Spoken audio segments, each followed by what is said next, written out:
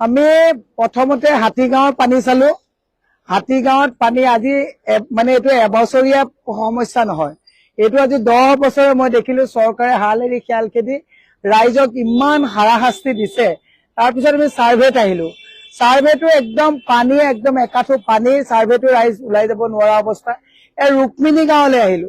মই ৰাইজক এটা কথাই কব বিচাৰিছো, বিকাশ বিকাশ বিকাশ। এইটো কেনেকুৱা বিকাশ? সুপাৰ চাকাৰ 16 লাখৰ 48 লাখৰ সুপাৰ চাকাৰ কৰিলে। এতিয়া সুপাৰ চাকাৰখন চাওক, এইখন সুপাৰ চাকাৰ, এইখন চৰকাৰৰ সুপাৰ চাকাৰ আপোনালোকে চাওক। সুপাৰ চাকাৰ বিলাক সচলত লাইন কৰি কৰি থৈ দিছে অশোক সিংহালে। কোম্পানীক ধনী কৰিবৰ কাৰণে 16 লাখৰ সুপাৰ চাকাৰ 48 লাখত আনিলে। এওঁলোকে কব যে তৰুণ গগৈ চৰকাৰৰ দিনতো পানী হৈছিল বুলি কৈছিলে। তৰুণ নগৰ নবীন নগৰত হৈছিলে।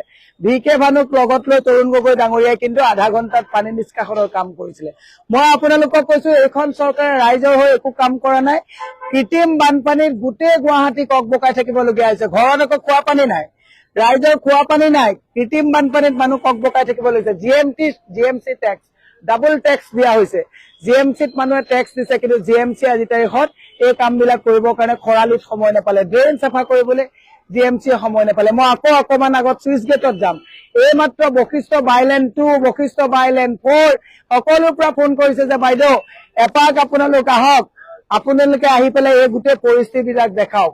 মই সকলোকে কৈছো ল'ৰা ছোৱালীক ঘৰত ৰাখক, আজি স্কুল কলেজ নপঠাব, কৰবাত গাঁতত পৰি ল'ৰা ছোৱালীৰ এক্সিডেণ্ট হব।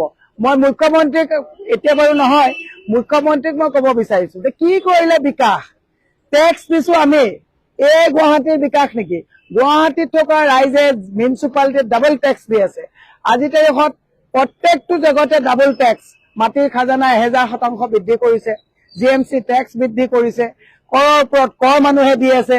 তেওঁলোকে এটাই কাম কৰিলে, কেৱল তেওঁলোকে এটা এমাউণ্টৰ পইচা তেওঁলোকে ভোট দিবৰ কাৰণে হিতাধিকাৰী বনালে। আমি হিতাধিকাৰী এগেইনষ্টত নহয়, কিন্তু মই এটা কথা কব বিচাৰিছো, হিতাধিকাৰীৰ পিছত লাগোতে ৰিপৰ্ট কাৰ্ড নাই তেওঁলোকৰ হাতত। তেওঁলোকে গোটেই গুৱাহাটীৰ মানুহক, আজি বিভিন্ন মানুহে, মই অকমান আগতে যদি আপুনি যায়, ৰঞ্জিত কলিতা দা, তেখেতৰ চাগে ঘৰৰ ভিতৰত চাগে একাঠো পানী হৈ গল।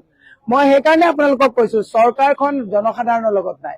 চৰকাৰৰ হিমন্ত বিশ্ব শৰ্মা চৰকাৰে যদি কংগ্ৰেছৰ বৰঘৰ ভাঙিবৰ কাৰণে হাই প্ৰফাইল এজেণ্টৰ লগত খৰচ কৰা পইচাখিনি যদি মিউনিচিপালিটিত খৰচ কৰিলেহেঁতেন, আজি আপুনি গুৱাহাটীবাসীৰ ৰাজ্যৰ এই অৱস্থা নহলহেঁতেন।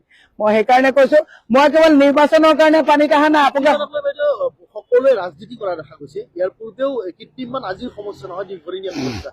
এই সমস্যাৰ সমাধান কেতিয়া? সকলোৱে ৰাজনীতি কৰিছে বুলি প্ৰশ্ন উত্থাপন হৈছে। ডেফিনেটলি ৰাজনীতি চলি আছে। আপোনাৰ কৃত্ৰিম বান সমাধান কৰিবৰ কাৰণে চৰকাৰৰ হাতত কোনো চাইণ্টিফিক ৱে নাই। এতিয়া ইয়াৰ পৰা পানীবিলাক নি ক'ত পেলাব? সেইটো নলাত পেলাব। নলা চাফা হৈ থকা নাই। এই পানীখিনি ইয়াৰ পৰা আমাৰ গোটেই গুৱাহাটীখন বাকেট টাইপ।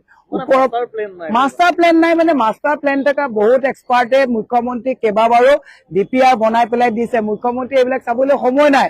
মুখ্যমন্ত্ৰীয়ে প্ৰদ্যুৎ বৰদলৈক নিলে কেনেকে কংগ্ৰেছ ভাঙিব, ভূপেন বৰাক নিলে বেচেৰা কেনেকে কংগ্ৰেছটো ভাঙিব, এইবোৰ চিন্তা কৰি থাকোতে মুখ্যমন্ত্ৰী এইবিলাক বহু এক্সপাৰ্টে দিছে, বহু ইঞ্জিনিয়াৰ মই কথা পাতিছো। তেওঁলোকে কৈছে বাইদেউ এইটো কাম সমাধান কৰিবৰ কাৰণে সৰু কথা, কিন্তু আমি ইমান DPR বনাই দিছো, আমাৰ DPR বিলাক চাবলৈ মানুহ নাই। মুখ্যমন্ত্ৰী এই কথাবিলাক নাচায়। মই আপোনালোকক আহ্বান জনাইছো, মই কেৱল নিৰ্বাচনৰ কাৰণে পানীত অহা নাই। মই সদায় ৰাইজৰ বিপদত, ৰাইজৰ সন্মুখত আছো। আৰু যদি মই বিধায়িকা হৈ যাব পাৰো, মই চাইণ্টিফিকেলি এক্সপাৰ্টৰ লগত কথা পাতি কৃত্ৰিম বানপানীৰ সমস্যা সমাধান কৰাৰ কাৰণে মই আত্মনিয়োগ কৰিম। মানুহে এফালে এতিয়া খোৱা পানীত ককবকাই থাকিবলগীয়া হৈছে, খোৱা পানী নাই, এফালে কৃত্ৰিম বানপানী। আৰু ছুপাৰ চাকাৰ বিলাকৰ কমিশ্যন খাই এতিয়া অশোক সিংহলে ছুপাৰ চাকাৰ ক'ত পৰি আছে তাৰ হিচাপ নাই। এতিয়া ৰাইজক কৈছো, ৰাইজ সজাগ হওক। স্মাৰ্ট চিটিৰ স্মাৰ্ট নাগৰিক যদি সজাগ নহয়, তেতিয়াহ'লে এই সমস্যা আৰু 5 বছৰত ভয়ংকৰ সমস্যালৈ গতি কৰিব। গতিকে সকলোকে অনুৰোধ কৰিছো, মই আজি হাতীগাঁও গলো, সাৰ্ভে গলো, এতিয়া ৰুক্মিণী গাঁও আহিছো। এইমাত্ৰ মই যাম সাৰ্ভে বাইলেন নাম্বাৰ 2, বাইলেন 4, এই গোটেইবিলাক আপুনি কোনটোত যাব? গোটেই দিনটো গৈ গৈ শেষ কৰিব নোৱাৰিব। মই আজি পাঞ্জাবাৰী চাইডত আছিলে, ক'তো যাব নোৱাৰো। বাইদেউ সকলোৱে কৈছে বাইদেউ মিটিঙলৈ নাহিব, গাড়ী নোলায়। এনেকুৱা এটা অৱস্থা হৈছে। মই সেইকাৰণে আপোনালোকক কৈছো, এইখন চৰকাৰে ৰাইজৰ হৈ একেবাৰে কাম নকৰিলে। এই চৰকাৰখনে নাচি বাগি বিজ্ঞাপন দি পেলাই যেতিয়া সুধো আমি কিয় বানপানী হয় তেওঁলোকে মেঘালয়ৰ পানীক দোষ দিয়ে যে মেঘালয়ৰ পৰাহে পানীটো এয়া মেঘালয়ৰ পানী নেকি? মেঘালয় প্ৰথম এওঁলোকে শিলখাকুৰ কথা কৈছিলে, শিলখাকু উচ্ছেদৰ সময়ত যে মেঘালয়ৰ পানীবিলাক আহি পেলাই বানপানী হয়, শিলখাকু উচ্ছেদ কৰিলে তেওঁলোকে ডাঙৰ তালাব বনাই পানী ৰাখিব। এতিয়াতো শিলখাকুত পানীয়ে নহয়। সেইটো যে ফ্লপ কথা আছিলে, সেইটো যে মিছা কথা আছিলে। USTM পৰা পানী হয় বুলি কৈছিলে। তাৰপিছত এইবিলাক কথা বহুত ৰঙা পানী কলা পানীৰ কথা কৈছিলে, কিন্তু এতিয়াতো সেইফালৰ পানী অহাই নাই। ৰঙা পানী এইবিলাক চব কলা পানী, আমাৰ ইয়াৰ পানী লোকেল পানী, মেঘালয়ৰ পানী অহা নাই ইয়াতে। সেইকাৰণে মই কৈছো এইখন চৰকাৰ বেপাৰীৰ চৰকাৰ, এইখন চৰকাৰৰ মুখ্যমন্ত্ৰীজন জিতপুৰুৱাৰ চৰকাৰ। এইখনৰ মুখ্যমন্ত্ৰীয়ে 10 বছৰ কেৱল কংগ্ৰেছৰ ঘৰ ভাঙিবলৈকে আত্মনিয়োগ কৰিলে, ৰাইজৰ কথা চিন্তা নকৰিলে। যি পানী দিব পৰা নাই, খোৱা পানী দিব পৰা নাই, কৃত্ৰিম বানপানীৰ সমস্যা সমাধান কৰিব পৰা নাই, কোনটো স্মাৰ্ট চিটিৰ কথা কয় এওঁলোকে? মই সেইটো অভাৰ ব্ৰিজৰ এতিয়া মানুহবিলাকক কৈছো, হিমন্ত বিশ্ব শৰ্মাই 400-500 কোটি টকা খৰচ কৰা যিবিলাক অভাৰ ব্ৰিজ, গাড়ী চাড়ী বন্ধ কৰি তালৈকে আহক, তাতে বহক।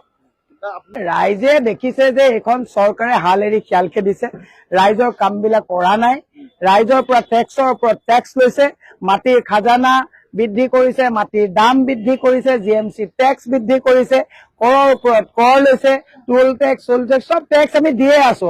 আৰু গোটেই পইচাবিলাক ধাৰ, এতিয়া চাওক 2 লাখ কোটি টকা ধাৰৰ বোজা দিছে, বোজাও লৈছো, কিন্তু কৃত্ৰিম বানপানী বোজাটো চৰকাৰে লোৱা নাই। এইটো দুৰ্ভাগ্যজনক হয় নে নহয়?